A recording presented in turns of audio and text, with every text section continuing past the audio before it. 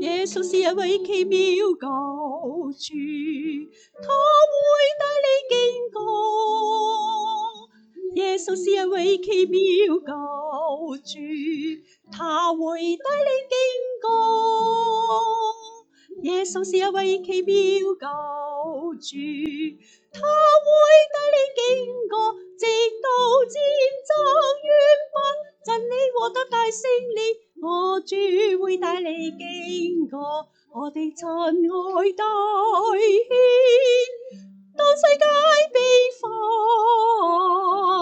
你需要耶穌做你的救主，要將你隱藏在萬古磐石中，在萬古磐石中把你隱藏。